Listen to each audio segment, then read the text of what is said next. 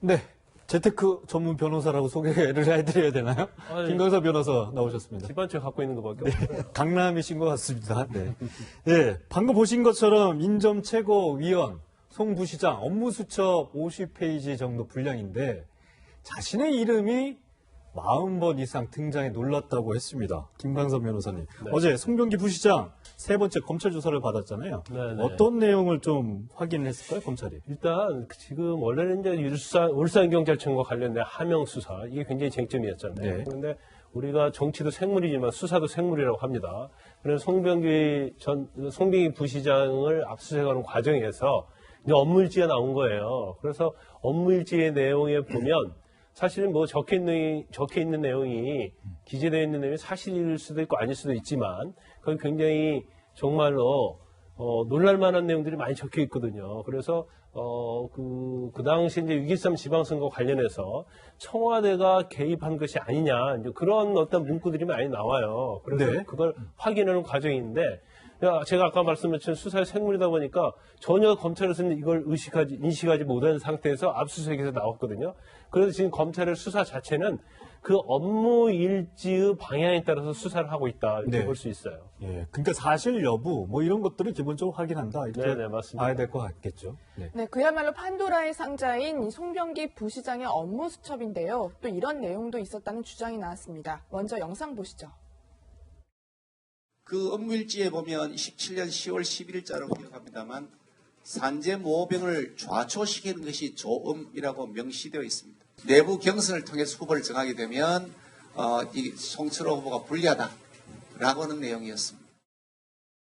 지금 권력의 핵심부를 얘기했는데요. 이현종 의원님. 네. 누구를 지칭하는 걸까요? 그걸 제가 제 입으로 얘기를 말씀을 드려야 되겠습니다.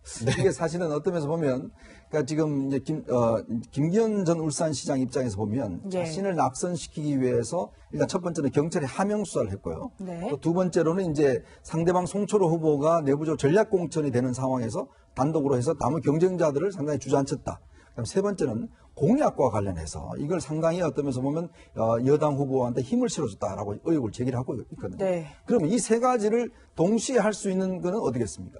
결국은 청와대밖에 없다는 것이죠. 네. 왜냐하면 정부를 움직여야 되고 경찰을 움직여야 되고 이렇게 하려면 실제로 어떤 면에서 보면 청와대의 어떤 뜻이 아니면 도저히 할 수가 있겠는가. 더군다나 송철호 후보 같은 경우는 시장 같은 경우는 문재인 대통령이 30년 직이고 네. 또 문재인 대통령이 정말 당선되는 게 소원이라고 이야기했을 정도로 정동생이라고 한다고. 그렇죠. 워낙 이제 가까운 사이다 보니까 그런 차원에서 이루어졌지 않는가라는 것이 이제 김기현 울산시장의 생각인 것 같아요. 실제로 지금 아까 말씀하셨던 그 송병기 부시장의 업무 수첩의 내용을 보면 실제로 이 업무 수첩의 내용과 실제로 이루어진 게 많습니다. 더군다나 이제 공약 관련해서 좀 전에 이제 김기현 시장 이야기했는데 네. 본인이 사실은 지난 지방선거를 앞두고 산재모병원을 설립하겠다는 공약을 내걸었어요. 이게 한 1,700억 정도 예산이 들어갑니다. 근데 기획재정부에서 예비 타당성 조사에서 탈락을 하게 됩니다.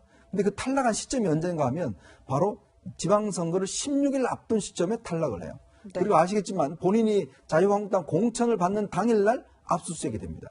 자, 그렇다 보니까 지금 김기현 시장 입장에서는 뭔가 이게 너무나 딱딱 맞아 들어간다. 그러네요. 그리고 나머지 어떤 공공병원, 송철호 후보가 낸 공공병원 같은 경우는 예타 면제가 돼서 실제로 지금 시행이 되고 있는 거거든요. 그러면서 본다면 이런 것들이 너무나 잘 짜여진 하나의 시나리오처럼 돌아가고 있다라는 것이 이제 김기현 시장의 입장인 것 같습니다. 뭐 이 부분은 저희가 잠시 후에 조금 더 자세히 좀 살펴보도록 하고요. 사실 이런 의혹들 때문이랄까 어제 이 사진 한 장이 의혹의 중심에 선 것 같습니다. 지난 2017년 7월쯤, 그러니까 대선 이후 2달쯤 지난 때 촬영된 사진으로 보이는데 유력한 지금 정부 인사들이 보입니다. 김경수 경남지사 얼굴도 보이고요. 네. 이현정 의원님. 네. 임종석 전 실장도 이 자리에 있습니다. 네. 제가 저 사진에 나오는 인물들을 쭉 이렇게 전체로 보니까, 공통점이 있는 게 뭐냐면, 전대협 당시 3기들 네. 출신. 그러니까 3기 의장이 임종석 당시 이제 비서실장이 3기 의장을 했고요.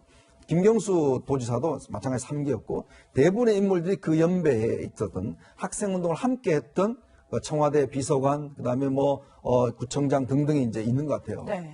어떤 면에서 대선이 끝나고 난 다음에 아무래도 자축연을 한다든지 모임을 했는 시점인데 그러니까 여기서 임동호 지금 전 최고위원이 이제 여기에 등장하게 되죠. 여기 뭐 원래 SNS 사진 올린 게 임동호 전 그렇습니다. 최고위원인. 본인이 이렇게 이제 가깝다는 걸 이야기를 하면서 사실 이제 그동안 검찰 조사에 이야기된 게 뭐냐면 자신이 만약 경선에 나가지 않을 경우 임동호 전 최고위원 같은 경우는 울산에서만 꾸준하게 출마를 그렇죠. 했어요. 그러다가 이제 이번 선거에도 나오려고 하다가 결국 이제 주저앉았는데 문제는 이 자리에서 자신의 거취 문제와 관련된 이야기가 있었다. 예를 들어서 같은 뭐 친한 친구들이니까 나 오사카 총영사 가고 싶다. 뭐 가면 어때? 뭐 등등의 이야기가 이 자리에서 있었다라고 이야기를 한 거예요. 예. 그리고 이제 지금 그 다음에 이제 한병도 정무석과 함께 여러 가지 이제 이 거취 문제에 대한 즉 경선에 나가지 마라. 그 다음에 나가지 않을 경우는 뭐 이렇게 총영사, 오사카 총영사나 고베 총영사 나가는 게 어떠냐. 뭐 등등에 대한 것이 있었다는 것이거든요. 그러니까 송초로 지금 현 울산시장이 출마를 해야 되니 임 전 최고위원은 나가지 말아라. 그렇죠. 이런 이게 얘기들이 어떤 오갔을 보면 것이다. 대선 이후에 그냥 어떤 농공행상 차원이라면 뭐 크게 문제는 안 될 겁니다. 그러나 이게 선거를 앞두고 경선에 안 나가는 대가로 인해서 뭔가 자리를 했다라면 이거는 명백히 선거법 위반이거든요. 이거는 제안한 사람이나 제안을 받은 사람 같이 처벌받게 돼 있습니다. 그렇기 때문에 이제 임동호 지금 전 최고위원의 진술과 이런 시점이 굉장히 중요하게 떠오르는 겁니다. 그래서 그런지 임동호 전 최고위원은 뭐 이 자리에서 뭐 그런 얘기, 뭐 친구, 지인들 간의 편한 얘기였다고 얘기를 하고 처음에 뭐 공천을 이제 사퇴하는 대가가 아니다라는 식으로 말을 좀 바꾼 것 같습니다. 이현정 의원님. 네. 보면 임종석 전 비서실장이 어떻게 보면 이 자리를 주도를 했고 그리고 청와대에서 어떻게 보면 가장 이 큰 권력자라고 얘기를 해야 되는 게 맞겠죠? 그럼 임종석 실장이 무언가를 좀 이렇게 같이 한 게 아닌가라는 의혹이 나오는데 임 실장이 곧 검찰에 출석할 수도 있다 이런 얘기를 지인들한테 하고 있다면서요? 그렇죠. 지금 검찰 수사 진행 방향을 보면 그렇게 되어가는 방향 같습니다. 왜냐하면 송병기 부시장의 수첩에 뭐라고 이야기되냐 하면 대통령께서 송철호 시장한테 출마를 권유를 했는데 면목이 없다. 이런 이야기를 임종석 비서장이 전했다는 이야기가 있어요. 이 면목이 없다는 이야기가 왜 나왔냐 하면 사실은 이제 송철호 시장이 울산 지역에서 각종 선거 8번을 출마해서 낙선을 했습니다. 네. 자, 그러면서 본인이 이제 선거에 안 나가려고 그랬어요. 그래서 이사를 딴 데로 했습니다. 그때 문재인 대통령이 당시에 찾아와서 형 지금 뭐 하고 있는 거냐? 지금 당연히 출마를 해야 되지 않느냐? 빨리 이사해라. 라고 이야기를 하면서 출마를 권유해서 2014년도에 그때 보궐선거에 무소속으로 출마를 하게 돼요. 당시에 문재인 대표가 직접 선거운동을 지원을 해줍니다. 그럼에도 불구하고 또 낙선을 했어요. 자, 그렇다 보니까 이번에 또 출마라고 이야기를 하는 게 굉장히 본인으로서 면목이 없다. 그렇지만 출마를 해야 된다. 라고 한 것이 이제 임종석 비서실장을 통해서 전달했다는 거거든요. 그러면 임 실장이 그러면 이걸 어떤 방식으로 전달하는 것인지, 어떤 목적으로 전달한 것인지, 더군다나 또 한병도 정무석은 직접 만나서 울산 지역의 판세를 설명을 하면서 네가 나오면 안 될 것 같다. 라는 이야기를 했다는 거 아니겠습니까? 예. 그리고 또 그러면 고베, 오사카는 힘드니까 고베가 어떠냐 이렇게 또 제안을 했다는 거거든요. 네. 그럼 그 부분에 대한 이제 진위 여부를 검찰이 분명히 확인해야 될 겁니다. 이게 네. 선거법이요. 그냥 일반적으로 선거법이 6개월이 공소시효지만 예. 공직자가 하는 경우는 10년입니다. 그럴 경우는 상당히 아직까지도 공소시효가 충분히 남아 있는 것이죠. 네, 김건삼 변호사님. 네. 이게 만약 사실로 드러난다면 네. 뭐 대가를 받고 뭐 물러섰든 어떻게 됐든 요 사실관계가 밝혀지는 것만으로도 정부에는 타격을 줄 것 같은데 법적으로는 어떻습니까? 어쨌든 근데 실행된 건 없잖아요. 근데 실행된 거 없다 하더라도요. 사태에 대한 정확한 이유는 뭐 대가로 받은 건 일단 이제 없는 거 검찰이 아니에요? 이제 수사를 하기 때문에 이제 결과를 지켜봐야 하는데 이게 만약 이제 공직선거법상 후보 매수에 해당이 되면 형량이 일단은 상당히 높고요. 이거 아까 말씀드린 것처럼 이제 공소시효가 10년이에요. 그렇기 때문에 특히 지금 그 임동호 전 의원과 관련해서 전화 통화를 했다랄지 아니면 경선 포기를 뭐 했다 이런 언론 보도가 있는데 이게 정말 진실로 드러나게 되면 이제 공직선거법 위반이 되는 거고요. 네. 그다음에 이제 박근혜 전 대통령의 예를 들면 그 당시에 공천과 관련된 여론조사에 개입했다고 그래서 예. 박근혜 전 대통령이 징역 2년을 선고받은 전례가 있거든요. 그래서 지금 아마 검찰에서는 일단은 뭐 이게 선거 개입, 또 선거 공작이 있었느냐를 수사를 할 것이고 만약에 그게 전제로 드러난다고 한다면 여기에 이제 개입된 사람이 누구냐? 그러면 사실 이제 언론에 나타나서 이제 외관적으로 그냥 보기에 임동호 특히 전 의원이 언론과 인터뷰한 내용을 보면 뭐 한병도 당시 정무수석이랄지 임종석 비서실장 근데 이런 사람들이 청와대에 어떻게 보면 실제 권력 있는 사람들이 개입되기 때문에 이게 인증이 되냐 되지 않느냐에 따라서 굉장히 후폭풍이 있을 겁니다. 네. 지금 보면 청와대가 임 전 최고위원의 불출마를 위해서 후보 매수에 나섰느냐는 의혹이 한 축이고요. 또 하나는 당시 김기현 시장의 핵심 공약 중 하나였던 산재 모 병원 사업과 관련해 청와대의 개입이 있었느냐인데요. 그래서 어제 기재부와 KDI 압수수색을 한 건데 김 변호사님 그래서 네. 검찰이 어떤 걸 확인하려고 했을까요? 일단 산재 모병원 자체가 그 당시에 울산시장이 김기현 시장의 네. 공약사항이었잖아요. 근데 이게 애비 타당성 조사에서 이제 탈락이 됐어요. 네. 그래서 일단 애비 타당성 조사와 관련된 부분은 이제 기재부에 애비 타당성 조사 심사과가 있습니다. 거기서 이걸 조사를 할지 안 할지를 결정하고요. 조사를 하기로 하면 이제 KDI에서 이걸 조사를 하는데 결국 KDI에서 이것은 부적합하다. 그래서 이걸 통보를 한 거예요. 그러면 만약에 애비 타당성 결과가 좋았음에도 불구하고 이걸 조작한 것이 아니냐. 이제 그 부분 들여다보고 있는 거고요. 그 다음에 두 번째는 이 조사 결과의 발표를 선고가 6월 13일에 있었는데 16일 전에 이걸 통보를 해서 발표가 된 겁니다. 네. 그러면 이 부분을 사실은 당시에 현 시장이, 그 당시 시장이었던 김기현 시장이 굉장히 불리하게 작용할 수 있겠죠. 그래서 이제 그 부분을 보고 있고 또 하나는 지금 산재 모병원이 사실은 탈락을 했잖아요.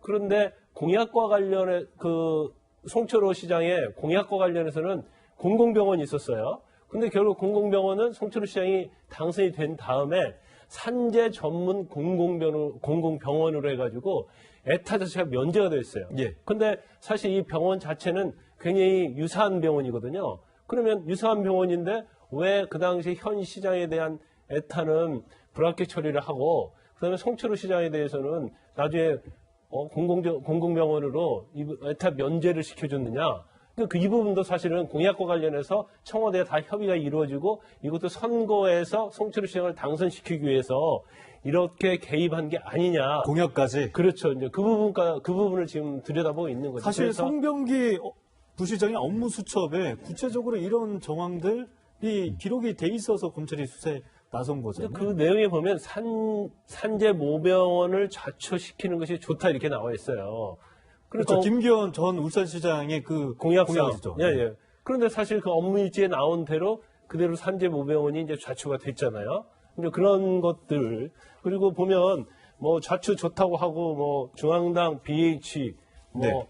해서 뭐 그 당시 굉장히 송철호 시장의 당내 경쟁자였던 임동호 후보를 뭐 제거 뭐 이런 내용이 들어가 있기 네. 때문에 검찰은 하명 수사와 관련해서 이게 연관성이 다 인정이 된다고 하면 사실 하명 수사의 가능성을 높게 보고 있는 거죠.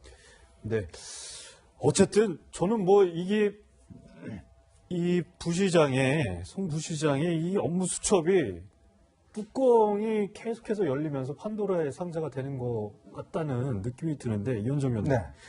사실 뭐 저희가 앞서서 간단히 하셨지만 이 업무 수첩의 내용이 현실화되고 그럼 뭐 판도라의 상자가 진짜 마법 상자가 되는 듯한 네. 이런 모습을 갖추고 있단 말이죠. 한번 좀 정리를 해주세요. 어떻게 이게 사실은 이제 우리가 아시겠지만 박근혜 전 대통령 구속에 결정적 영향을 미쳤던 게 바로 안종범 수첩입니다. 안종범 당시 수석의 수첩에 있는 내용, 지시 내용, 즉 이재용 부회장에게 뭔가 하라고 했다 등등. 뭐 이게 나중에 이제 증거로 일부는 채택이 됐습니다만은. 그러니까 이게 어떤 결정적 역할을 했고, 사실 송병기 부시장 같은 경우도 굉장히 꼼꼼한 메모광이라고 그래요. 그러니까 모든 부분을 다 메모를 해놨기 때문에 여기도 공무원 출신이잖아요. 그렇습니다. 예. 공무원 출신이기 때문에 일일이 메모를 다 해놓고 그리고 이분이 사실 이제 송철호 시장의 원래 이제 김기현 시장 때 이제 공무원을 하다가 그만두고 나서 송철호 시장한테 캠프에 들어가서 캠프의 핵심 역할을 했어요. 그러니까 선거 어떤 면에서 그 전 단계부터 굉장히 이야기를 하면서 모든 전략, 공약 등등을 다 이분이 이제 개입을 한 거죠. 그러니까 만난 사람 무슨 이야기 했는지 이런 이야기를 다 이제 이 수첩에 적어 놓다 보니까 실제로 이게 딱딱딱 맞아 들어가게 이제 적용이 된 겁니다. 왜냐하면 뭐 환경부 장관도 내려가기도 하고 그다음에 뭐 공약도 그렇게 실행되기도 하고 네. 공천 문제도 전략 공천이 이루어지고 송병기 울산시장 만들기. 그렇죠. 이제 그런 것들이 이루어지다 보니까 저는 그래서 당시에 좀 안타까운 게 뭐냐면 2017년이란 그 해를 보시면 대선 끝나고 적폐청산이 가장 어떤 면에서 보면 강력하게 이루어질 때 아니겠습니까? 당시에 이 김기춘 당시 비서실장 블랙리스트 관련해서 그 다음에 또 외교부의 이 문화체육관광부의 공무원에게 아직 그 사람 그 자리에 있느냐 인사압력을 넣었다는 이유로 해서 본인이 구속됐어요. 자, 조윤선 장관 당시에 블랙리스트 관련해서 보고받았다고 해서 구속됐습니다. 자, 우병우 민정수석 당시에 또 그 이석수 감찰관한테 압력을 넣었다고 해서 구속됐습니다. 자, 그런 현상이 지금 이 구조와 거의 비슷하게 저는 닮아가는 게 아닌가. 그러니까 그러면 본다면 그 적폐청산이 그렇게 한참 이루어지고 있는 사이에 문제는 이쪽에서도 보면 그런 비슷한 일들이 이루어져 왔고 이게 했다라면 이거는 제가 볼 때는 정말 같은 기준을 적용한다면 지금 다 적용되는 이게 죄가 직권남용 직무유기입니다. 이게 사실은 적폐청산의 가장 유용한 무기로 쓰였던 범죄거든요. 근데 그게 똑같이 지금 이루어지고 있는 거예요. 지금 민정수석도 그렇고. 네. 저는 참 이해할 수 없는 부분이 많습니다. 아직 확인해야 될 부분들이 많이 있으니까요. 단정적으로 저희가 말씀드리는 부분은 아닌 것 같습니다. 네.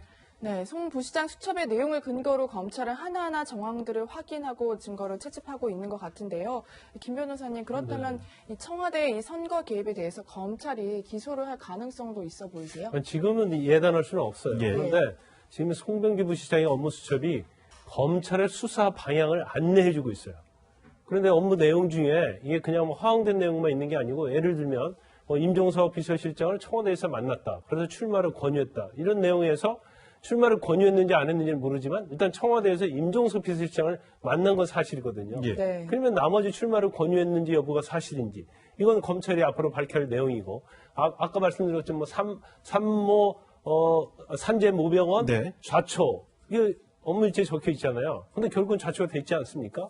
그러면 검찰이 이걸 하나하나를 지금은 압수수색을 통해서 관련자 진술을 통해서 증거를 확보하는 과정이기 때문에 만약에 업무일지에 나온 내용들이 상당 부분 증거와 관련되고 이게 사실인 것이 확인된다고 하면 결과적으로 청와대의 어떤 선거 개입과 관련된 그런 부분 또 청와대에서 직접 관여한 사람에 대한 처벌은 당연히 이루어질 가능성이 크고 더군다나 이제 하명 수사 관련해서도 네. 이 부분이 굉장히 큰 영향을 미칠 겁니다. 그렇다면 조국 전 법무부 장관 구속 영장 청구 여부가 하나의 고비가 될 것 같은데 어떻게 전망하시죠? 저는 개인적으로 그때 처음에 이제 이 울산경찰청 하명수사 사건이 조 전 장관을 타켓으로 해서 수사 시작이 됐다고 봐요. 아, 예. 그런데 수사를 하다 보니까 업무 수첩이 나온 거고 그러다 보니까 이 범위가 너무나 광범위하게 고구마 줄기 딸려오듯이 그렇죠. 그랬던 거죠. 그래서 유재수 감찰 무마 사건과 사실은 이 하명 의혹 수사 사건의 정점은 민정수석실에 있는 거거든요. 네. 그래서 결국 조 전 장관에게 책임을 묻고 정경심 교수와 관련된 부분 이런 것을 좀 통틀어서 구속영장을 청구하려고 하는 생각이 있었지 않았나 이제 그런 생각을 했는데 이게 사실 이제 청와대와 관련이 있느냐 없느냐 이런 개입 의혹까지 너무 확대가 되다 보니까 수사 자체는 더욱더 앞으로 광범위하게 진행될 수밖에 없고 그 내용 중에서 조 전 장관과 관련된 부분이 또 직접적으로 관련된 부분이 나오면 검찰에서는 영장을 청구하려고 마음을 먹고 있다 이렇게 볼 수 있는 거죠. 그런데 저는 갑자기 이런 생각이 들더라고요. 이현정 의원님. 네. 임동호 전 최고위원이 내년 총선을 출마를 준비를 하고 그렇습니다. 있잖아요. 네. 근데 결정적인 진수를 할 수 있는 위치에 있다면 여당 쪽에서 총선을 이제 출마하려고 한다면 이런 부분에 대해서 검찰에 가서 제대로 진술을 하게 할까요? 이런 생각이 들어요. 그러니까 지금 보면 임동호 최고위원이 사실은 지금 당의 징계를 받아 있어요. 왜냐하면 본인이 그 책을 쓴 게 있는데 그 책에 민주당 관련된 그 상당히 안 좋은 이야기를 쓰는 게 있습니다. 그래서 이제 일단 징계를 받아서 재심 신청을 해놓은 거거든요. 만약에 이게 징계가 되면 당 이름으로 출마를 어렵는 상황이 됩니다. 그리고 또 이 상황이 처음 터졌을 때 아마 임동호 전 최고위원이 기자들하고 이렇게 개인적으로 만나서 이야기를 한 걸 보면 굉장히 그때는 조금 사실관계를 많이 이야기를 한 것 같아요. 네. 근데 그게 나중에 보니까 이게 잘못하면 자기도 문제가 되거든요. 그렇죠. 왜냐하면 이 선거법에 이 후보 매수 행위는요, 후보를 매수한 사람만 문제가 된 게 아니라 그거를 예를 들어서 이 한 사람, 상대방도 똑같이 했다면 처벌이 됩니다. 네. 그러다 보니까 그날 밤늦게 갑자기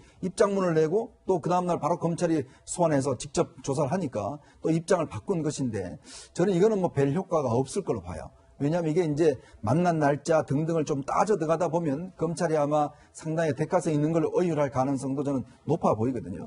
그래서 네. 본다면 아마 임동호 전 최고위원의 지금 이 이야기도 사실은 이 보면 처음에는 사실 임동호 전 네. 최고위원이 2017년 10월 달에 당 회의에서 김기현 실장을 비리를 이야기했다는 거 뭐 이제 초점 받았는데 이제는 오히려 사건의 중심이 돼버린 그런 상황으로 돼버렸지 않습니까? 그러니까 앞으로 아마 임동호 전 최고위원의 진술 여부에 따라서는 이 사건 자체가 굉장히 저는 커질 수도 있다는 생각이 듭니다.